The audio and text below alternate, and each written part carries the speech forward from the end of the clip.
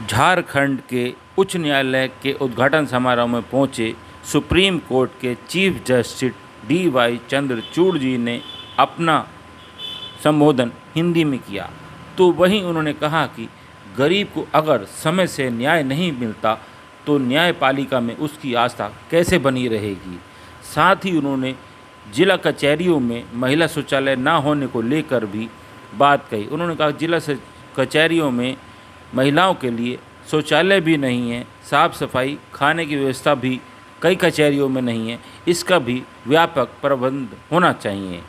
कानून में, न्यायालय में लोगों की आस्था कायम रहे, इसका भी हमें ध्यान रखना होगा। आइए सुनिए क्या कहा डी.वाई. चंद्रचूड़ जी ने।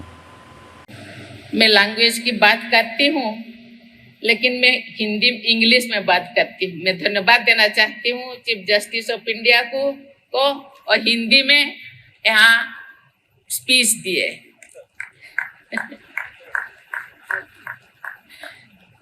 मुझे लगता है ये आज के लिए नहीं, आगे भी हिंदी में ही जो स्पीच देने से मुझे लगता है अच्छा लगेगा, क्योंकि आपसे जब हिंदी निकलेगा दूसरे जो जैसे वो भी उसको जरूर फॉलो करेंगे। Thank you.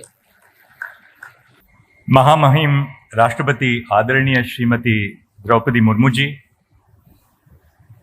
झारखंड के आदरणीय राज्यपाल जी श्री सी.पी. राधाकृष्णन जी,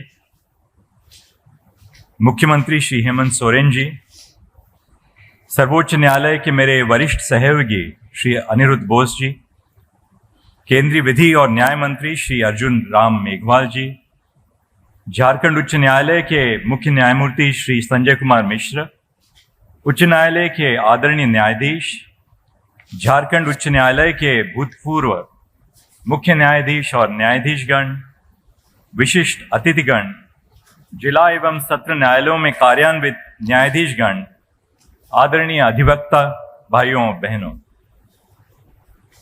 झारखंड उच्च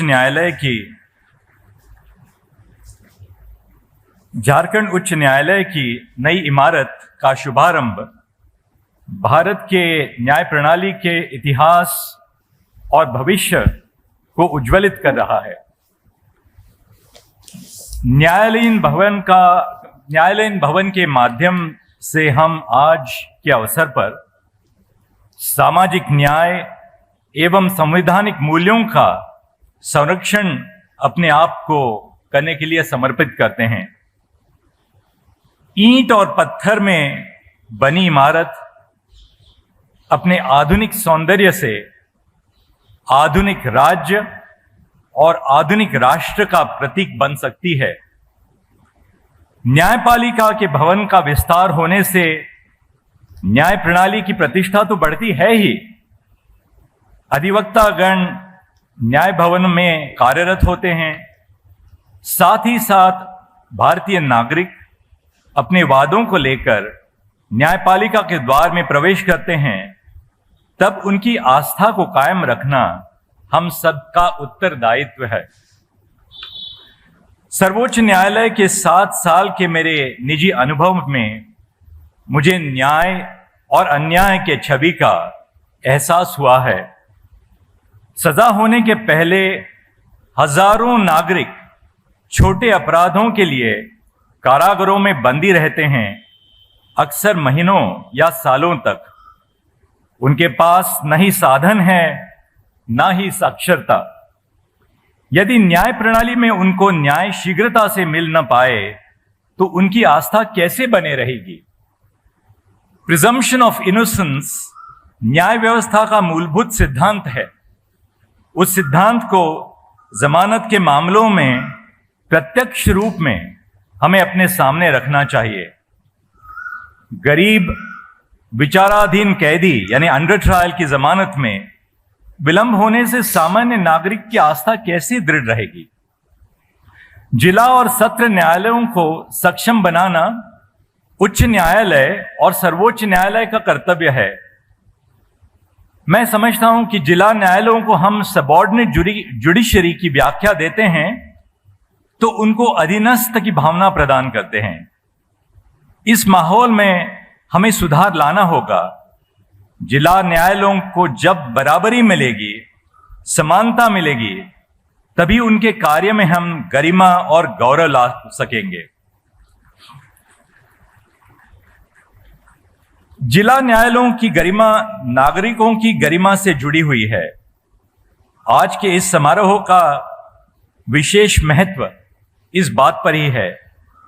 न्याय प्रणाली और सामाजिक न्याय में सद्भाव बनाए रखना राज्य और राष्ट्र के हित में है।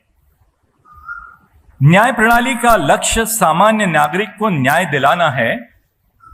इस प्रक्रिया में वादकारियों को उपलब्धियां प्राप्त होनी चाहिए, मुकदमों के बारे में जानकारी मिले, समय पर सुनवाई हो, फैसले का दस्तावेज शीघ्र प्राप्त हो, कचहरी में साफ सुथरा भोजन और जल मिले, महिलाओं के लिए अलग शौचालय हो।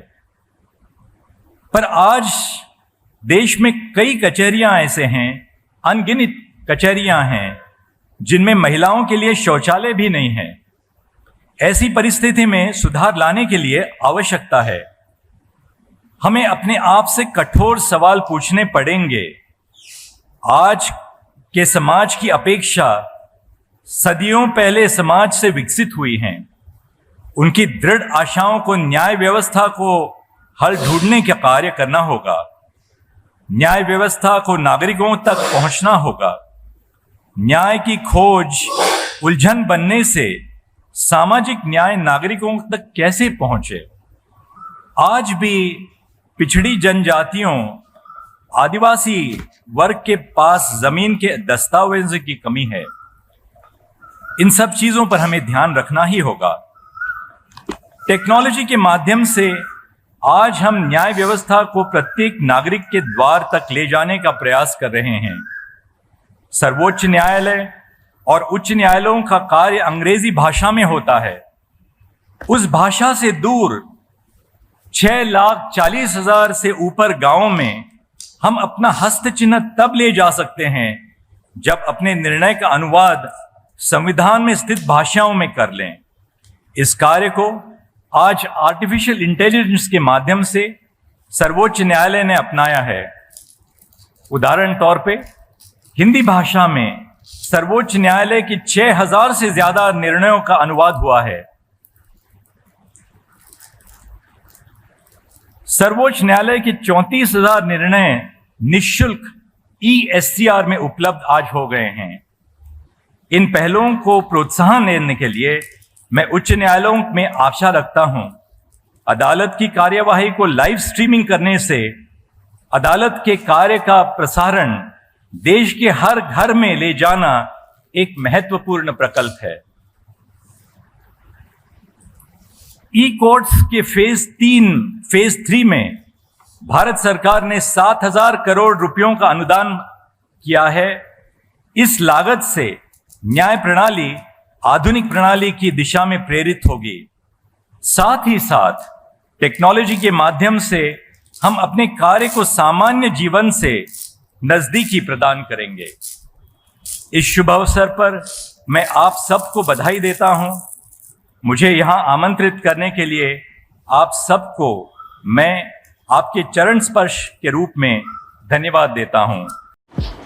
शहर की सरकार और जनता को दरकार दिखाएंगे आपको क्या कहता है वोटर। अब की बार किसकी सरकार?